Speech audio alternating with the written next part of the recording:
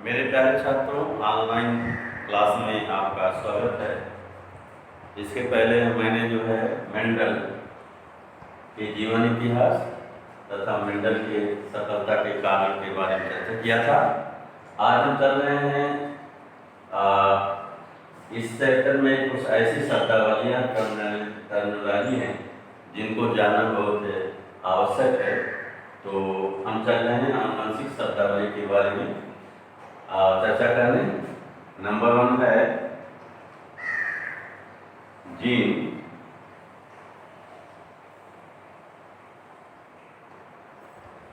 Gene के बारे में चर्चा कर ध्यान दीजिएगा। डीएनए के एक छोटे खंड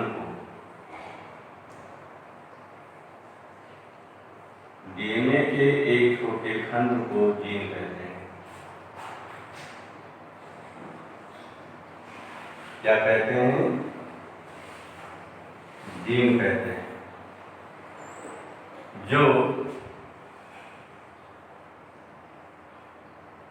आनुवंशिक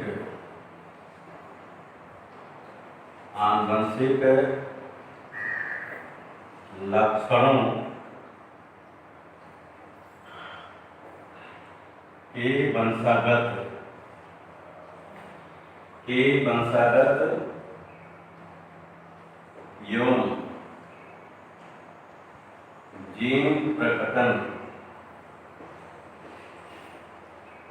के नियमन के लिए उत्तरदायी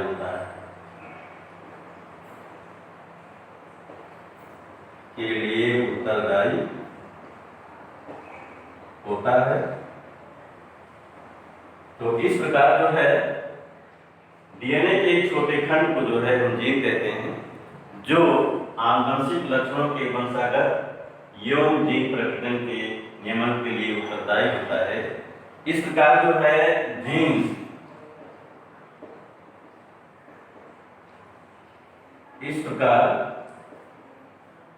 जीन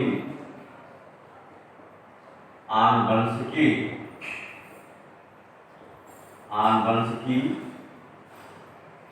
की मूल इकाई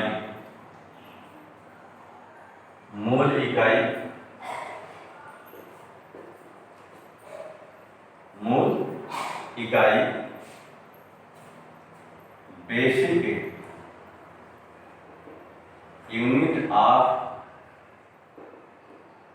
जेनेटिक्स है, या कह सकते हैं। तो इस प्रकार डीएनए के एक छोटे खंड को क्या कहते हैं? जीन कहते हैं, जो आनुवंशिक लक्षणों के वंशागत यौन जीन प्रकटन के नियमन के लिए उत्तरदायी होता है। इस प्रकार हम कह सकते हैं कि जीन जो है आनुवंशिकी की एक मूल इकाई है, बेसिक यूनिट ऑफ जेनेटिक्स। दूसरा ये जीनोम।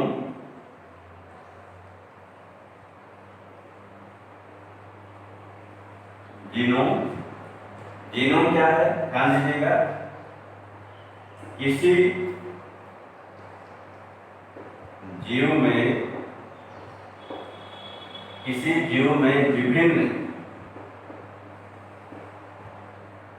विभिन्न आगुणित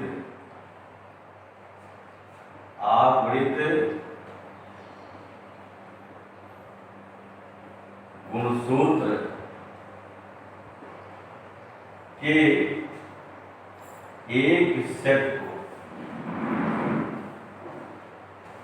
एक सेट को जीनोम कहते हैं। क्या कहते हैं? जीनोम कहते हैं, जो युग्मकों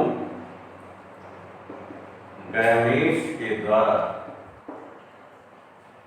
वंशागत होता है।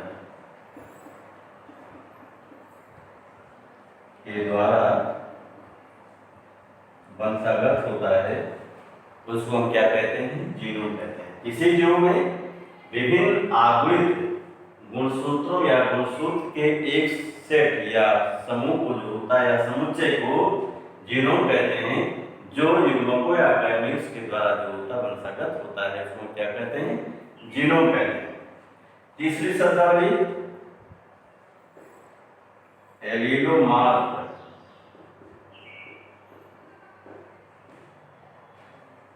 एलिलोमार्फ एवं एलील। एलिलोमार्फ एवं एलील। एलिलोमार्फ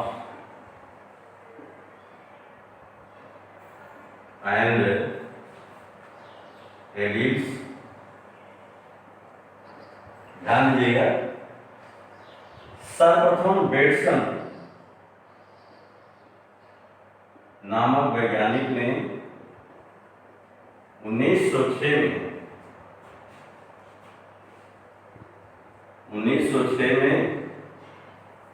प्रत्येक आनुवंशिक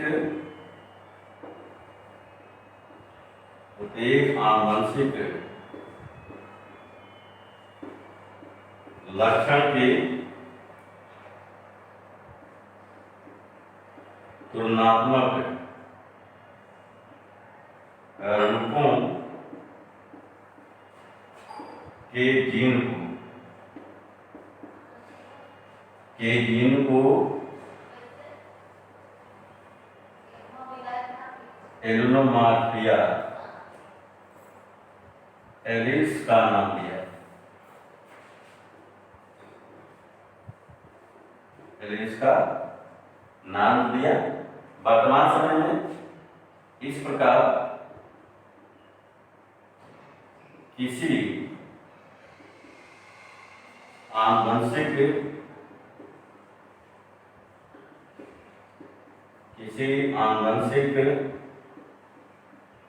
लक्षण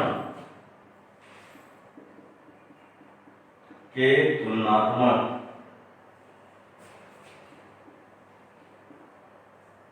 तुलनात्मक रूपों को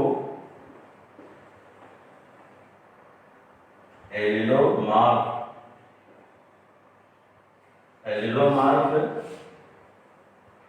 एवं उनके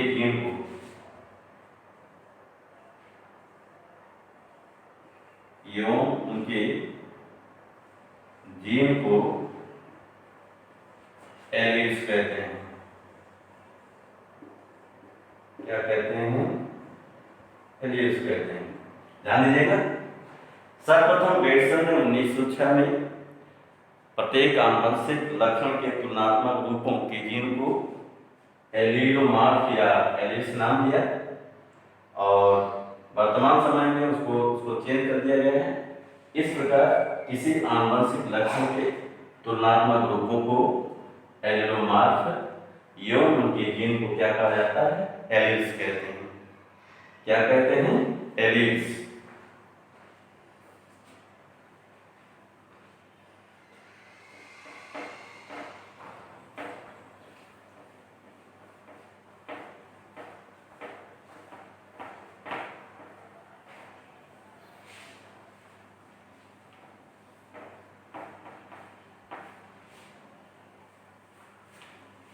अब आइए नेक्स्ट पॉइंट, चौथा, संकर हाइब्रिड। संकर या हाइब्रिड किसे कहते हैं? ध्यान दीजिएगा, जब तुलनात्मक या कह सकते हैं विपरीत तुलनात्मक लक्षणों वाले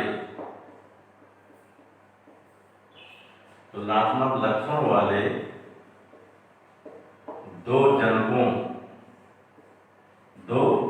मीन्स दो पौधों या दो जीवों के बीच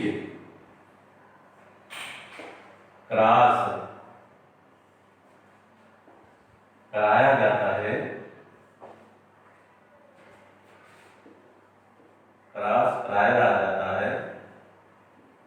तो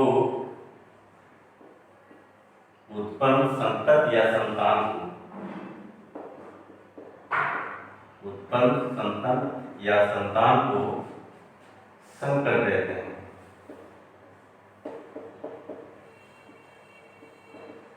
क्या कहते हैं? संकर कहते हैं। जैसे लाल एवं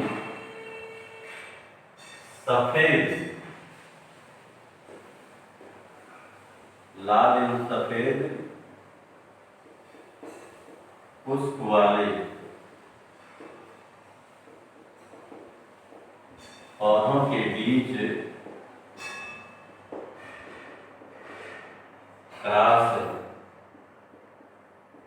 कराने पर संकर, यानी प्रथम पीढ़ी में जो पौधे उत्पन्न होते हैं, संकर लाल पुष्प वाले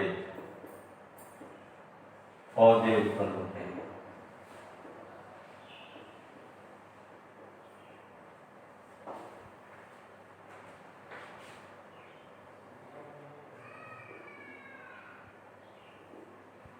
तो संकर किसे कहते हैं? जब तुलनात्मक लक्षणों वाले दो पौधों या दो जनकों या दो जीवों या जंतुओं या प्राणियों के बीच संकरण या क्रॉस कराया जाता है, तो उत्पन्न जो भी प्रथम पीढ़ी में संतत या संतान या जीव उत्पन्न होता है उसको संकर कहते हैं।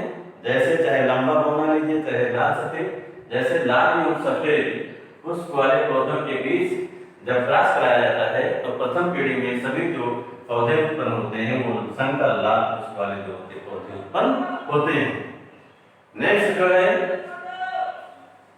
दूसरा संकरण।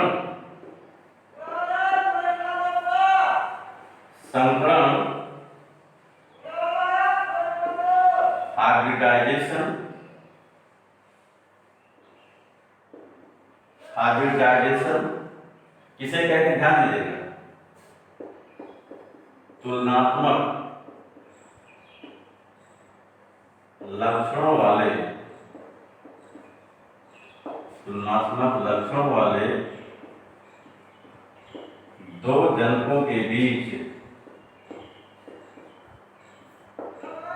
दो जनकों के मध्य या बीच क्रॉस कराने की क्रिया को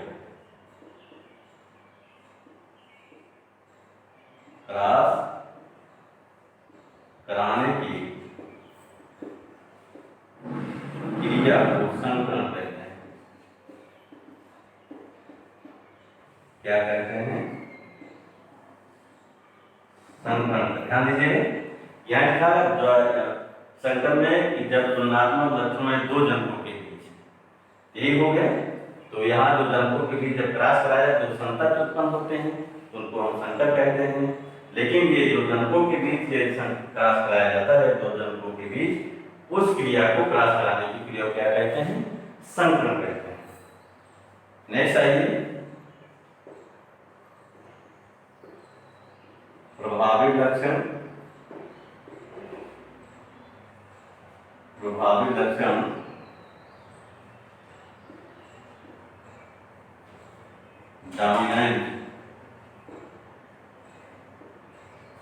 डोमिनेंट कैरेक्टर्स।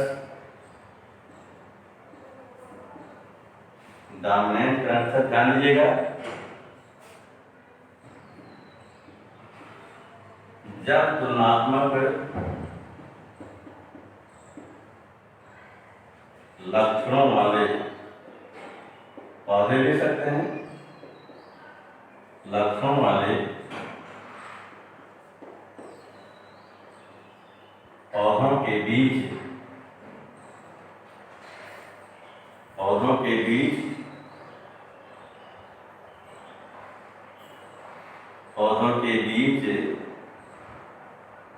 क्रॉस या संकरण कराया जाता है, तो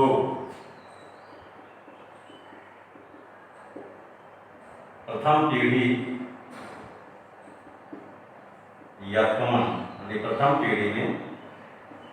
प्रथम पीढ़ी F1 में प्रदर्शित या दिखने वाला प्रदर्शित लक्षण को प्रभावी लक्षण कहते हैं। प्रभावी लक्षण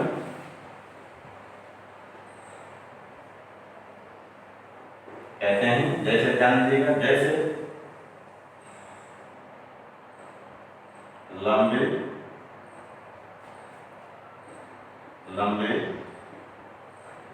एवं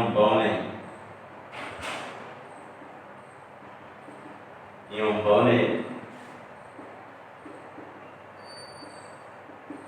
पौधों के बीच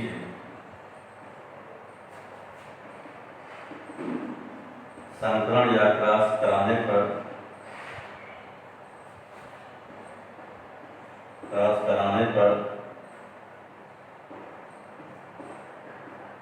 प्रथम पीढ़ी F1 में सभी लंबे पौधे उत्पन्न होते हैं।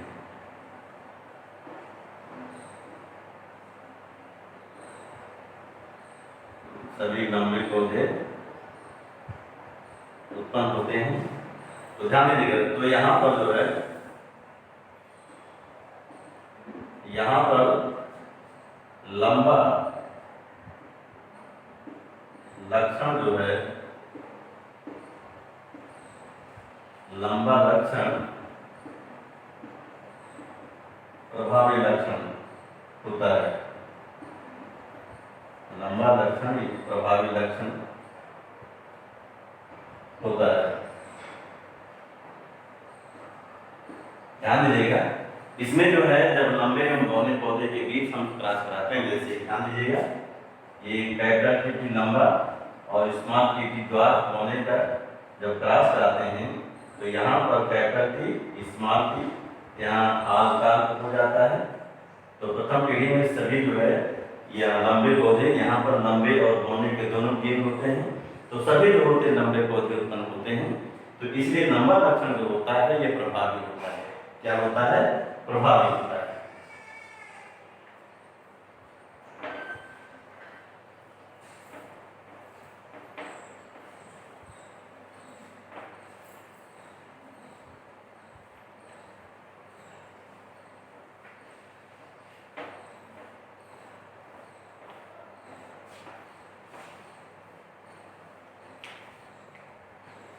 नेक्स्ट आइए, अप्रभावी लक्षण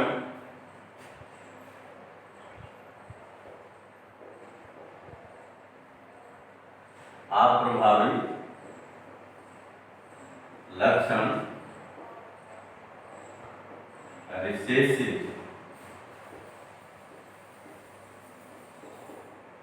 कैरेक्टर्स।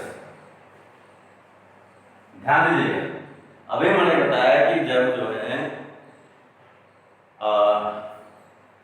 एक जोड़ी या तुलनात्मक लक्षणों के बीच जो होता है या जनकों के बीच क्रॉस कराया जाता है तो प्रथम पीढ़ी या फोन में जो लक्षण उत्पन्न होते हैं उसको हम प्रभावी कहते हैं। ध्यान दीजिएगा, और जो नहीं दिखाई देते हैं उसको हम क्या कहते हैं? अप्रभावी कहते हैं। ध्यान दीजिएगा, जब तुलनात्मक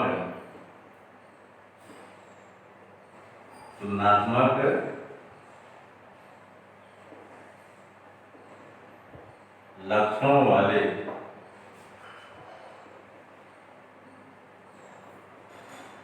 पौधों के बीच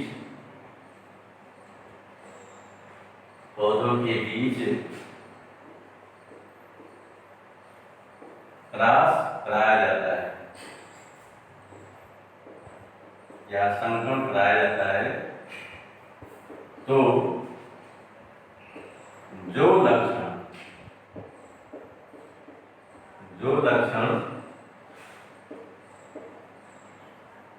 प्रथम पीढ़ी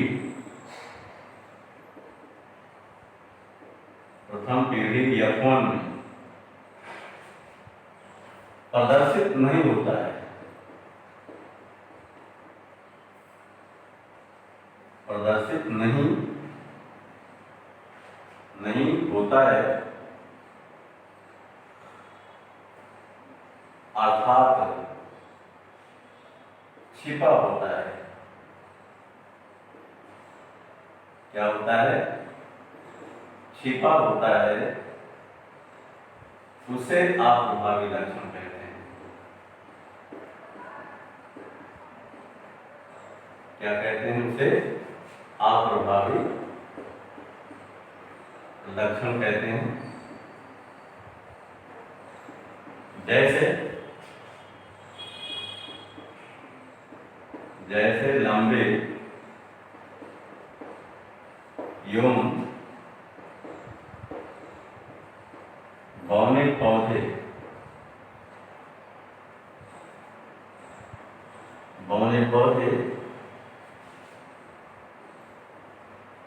के बीच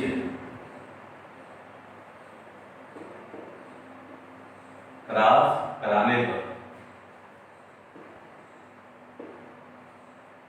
प्रथम पीढ़ी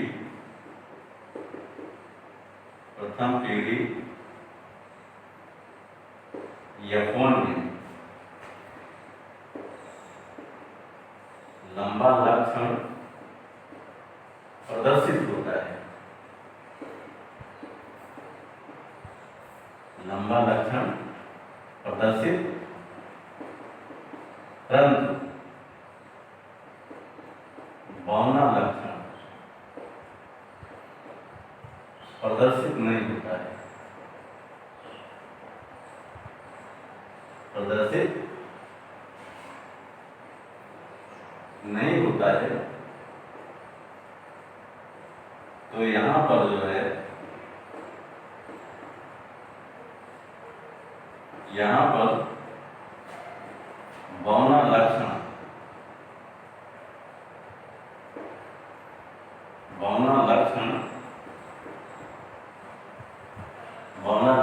अप्रभावी लक्षण कहा जाता है। क्या कहलाता है? अप्रभावी लक्षण कहलाता है। ध्यान दीजिए, अभी हमने बताया कि जब तुलनात्मक लक्षणों वाले पौधों के बीच क्रॉस कराया जाता है तो प्रथम पीढ़ी F1 में जो लक्षण प्रदर्शित होते हैं उसको क्या कहते हैं? प्रभावी। परंतु जो लक्षण प्रदर्शित नहीं होते अर्थात छिपे होते हैं उसे हम अप्रभावी लक्षण कहते हैं। जैसे हमने पहले बताया था कि लंबे एवं बौने पौधों के बीच जब क्रॉस कराया जाता है तो प्रथम पीढ़ी F1 में लंबे लक्षण वाले लंबे पौधे जो होते उत्पन्न होते हैं, लेकिन यहाँ पर बौने पौधे प्रथम पीढ़ी उत्पन्न नहीं होते हैं। तो यहाँ पर जो होता है बौना लक्षण जो होता है, छोटा लक्षण जो होता है, ये अप्रभावी लक्षण कहलाता है। क्या कहलाता है? अप्रभावी लक्षण कहलाता है।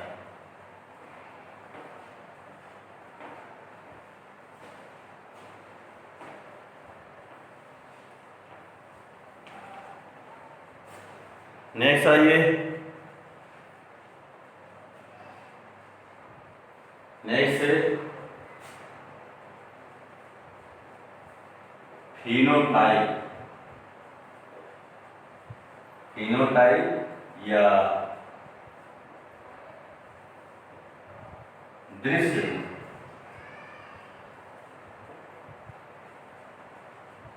फिनोटाइप या दृश्य रूप। ध्यान दीजिएगा, जब किसी जीव के बाह्य मतलब बाह्य लक्षणों का उल्लेख किया जाता है,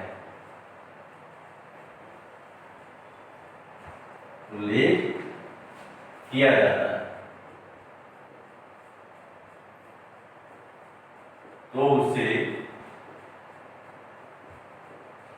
फिनोटाइप कहते हैं। क्या कहते हैं?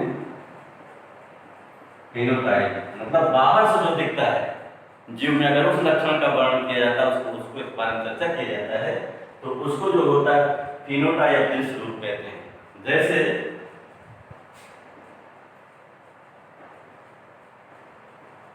जैसे प्रथम पीढ़ी F1 में अभी हमने बताया कि लंबे एवं बहुले पौधों को क्रॉस कराया जाता है। क्या कराया जाता है? तो प्रथम पीढ़ी F1 में सभी लंबे पौधे उत्पन्न होते हैं। तो ध्यान दें, जैसे प्रथम पीढ़ी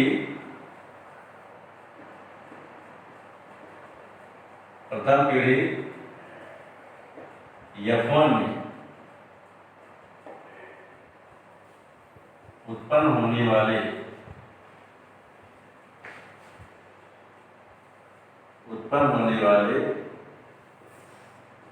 सभी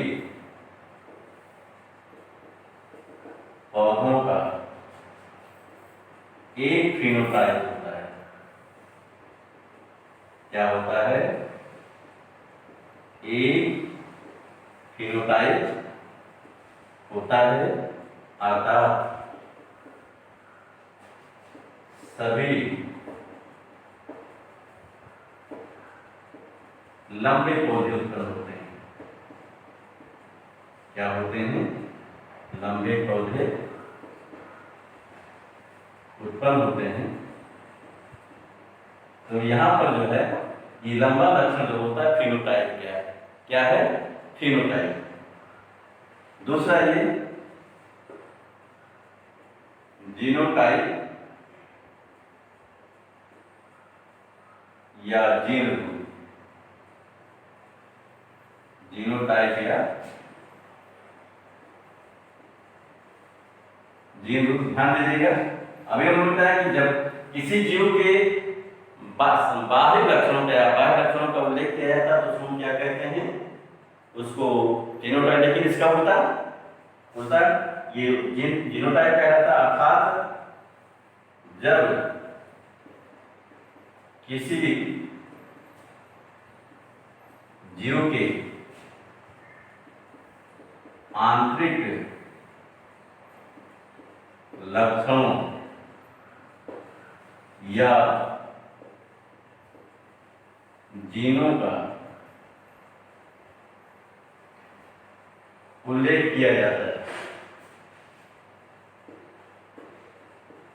उल्लेख किया जाता है। तो उसे जीनोटाइप कहते हैं। क्या कहते हैं? जीनोटाइप।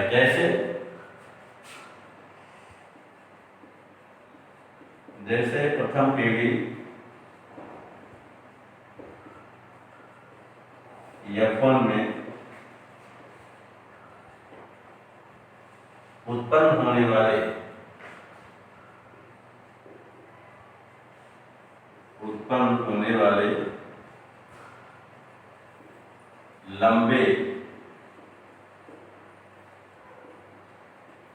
लंबे पौधों के gene capital T small t होते हैं। लंबे पौधों के gene capital T small t होते हैं। यहां पर जो है पौधों के जीनों का उल्लेख किया गया है। जब किसी जीव के आंतरिक लक्षण या जीनों का उल्लेख किया जाता है तो उसको जीनोटाइप कहते हैं। ध्यान मिलता है कि जब प्रथम पीढ़ी इसमें बताया कि लंबे एवं बहुले पौधों के लिए क्रॉस कराया जाता है। प्रथम पीढ़ी में सभी जो होते हैं लंबे पौधे उत्पन्न होते हैं, अर्थात उनका फिनोटाइप एक होता है, अर्थात सभी लंबे पौधे उत्पन्न होते हैं। यहाँ पर जो है प्रथम पीढ़ी में उत्पन्न होने वाले जो लंबे पौधे होते हैं उन सभी का अगर जीन हम वर्णन करते हैं तो उसको जीनोटाइप, अर्थात उनके जीन जो होते हैं जीनोटाइप जो होता है कैपिटल T स्मॉल t होता है। नेक्स्ट आइए,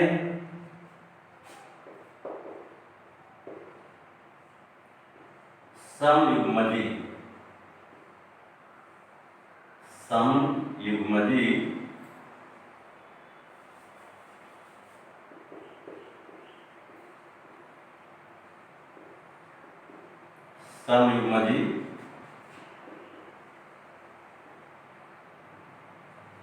होमोजाइगस।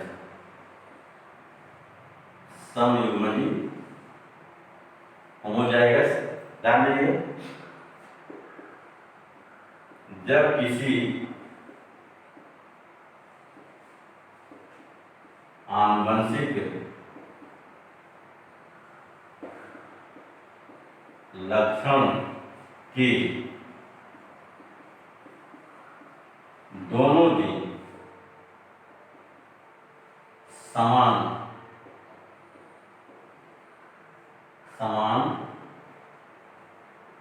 अर्थात अर्थात प्रभावी या अप्रभावी होते हैं, अप्रभावी होते हैं, तो उसे समयुग्मजी कहते हैं।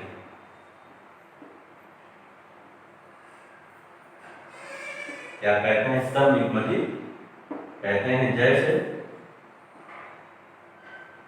जैसे जैसे शुद्ध लंबे पौधों के जीन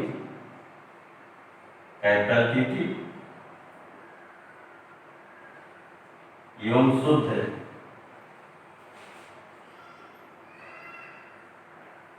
बौने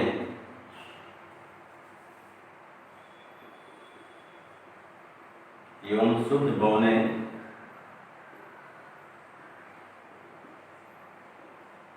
पौधों के जीन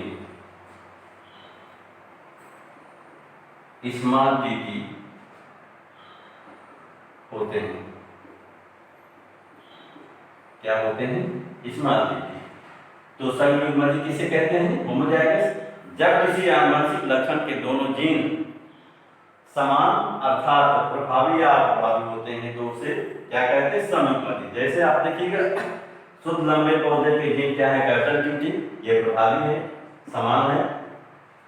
एवं जो है शुद्ध बौने पौधे के जीन अप्रभावी है और जो है ये समान है, स्मॉल टी। तो इसको हम क्या कहते हैं? समयुग्मजी।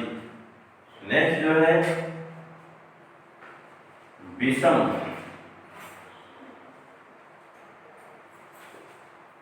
युग्मजी। विषम युग्मजी हेटेरोजाइगस। विषम युग्मजी हेटेरोजाइगस। ध्यान दीजिएगा, ठीक इसका होता है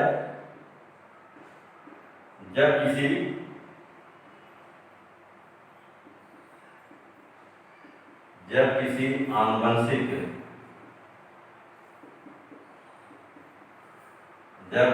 आनुवंशिक लक्षण के दोनों जीन, यहां लिखे आपने समान लिखा है, यहां उल्टा हो जाएगा, दोनों जीन असमान अर्थात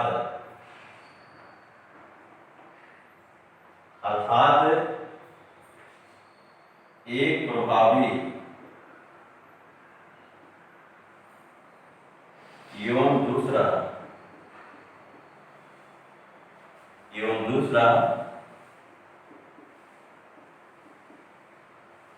अप्रभावी होता है। क्या होता है? अप्रभावी। तो उसे विषम युग्मजी कहते हैं। क्या कहते हैं?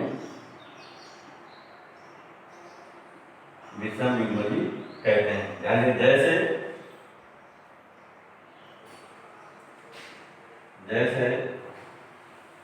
प्रथम पीढ़ी F1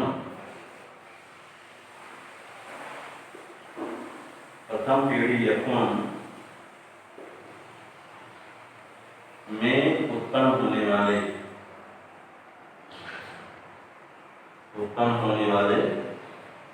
लंबे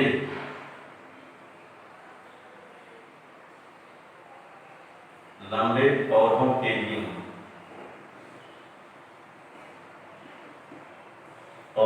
gene capital T small T होते हैं।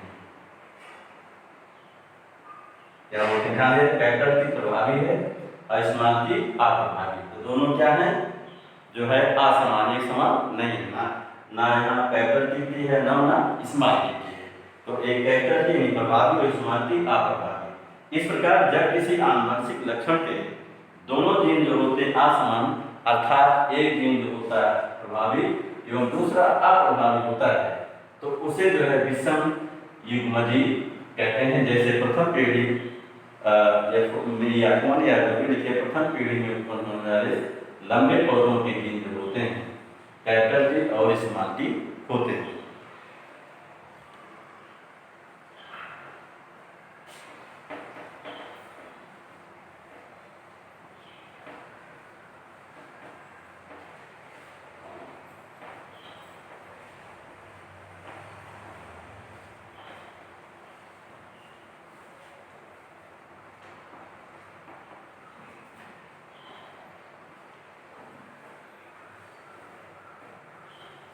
नेक्स्ट आइए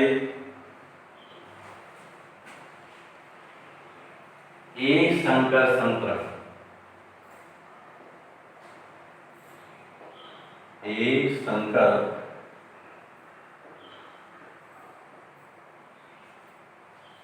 संकरण एक संकर संकरण मोनो हाइब्रिड क्रॉस। ध्यान दीजिएगा, जब एक जोड़ी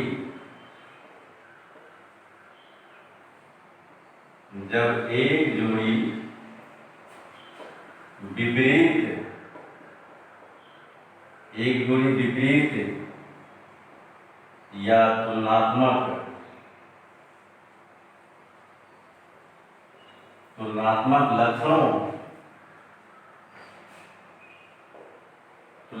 लक्षणों को ध्यान में रखकर उनके बीच क्रॉस या संकरण कराया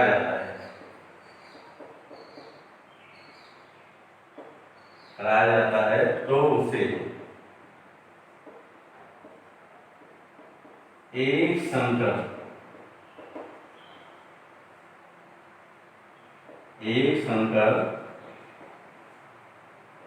संकरण कहते हैं।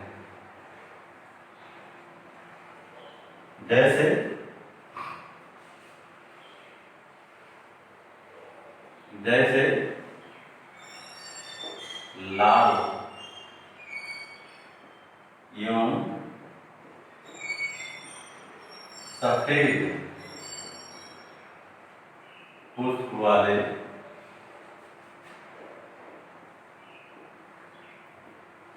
पौधों के बीच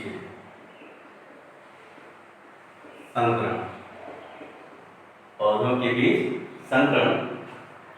ध्यान दें, हमने बताया कि जब एक जोड़ी, दो जोड़ी नहीं, जब एक जोड़ी मतलब लाल एवं सफेद एक जोड़ी हो गया, जब एक जोड़ी विपरीत या तुलनात्मक लक्षणों को ध्यान रखकर या उनके बीच क्रॉस कराया जाता है तो उसे एक संकर संकरण कहते हैं। जैसे लाल एवं सफेद पुष्प वाले पौधों के बीच संकरण। दूसरा ये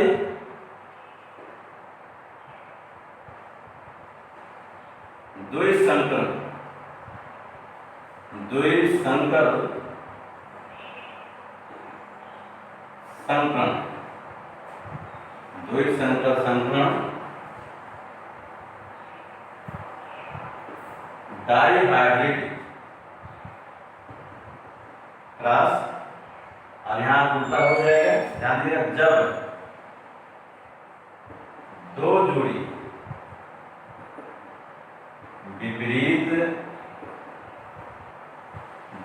विपरीत या तुलनात्मक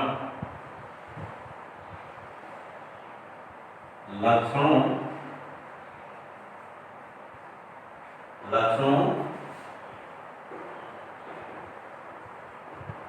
को ध्यान में रखकर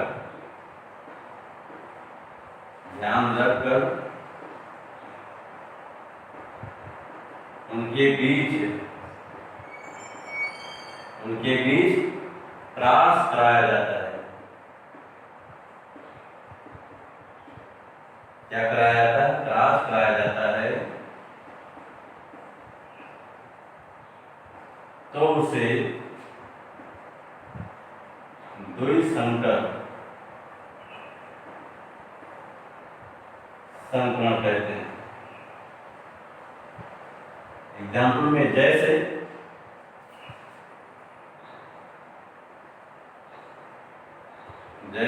गोल कीड़े एवं झुर्रीदार हरे मटर के बीजों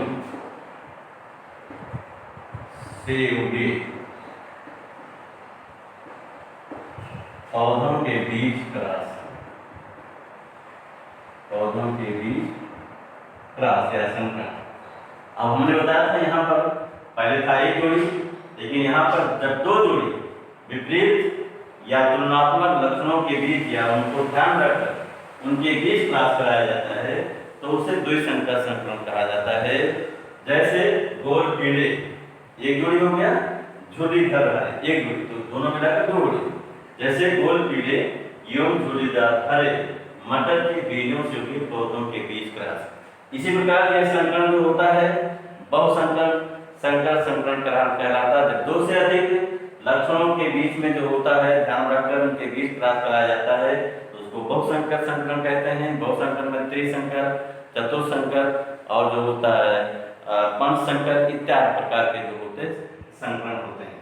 तो छात्रों यहाँ पर हम ऑनलाइन क्लास समाप्त कर रहे हैं, इसके आगे कल चर्चा करेंगे।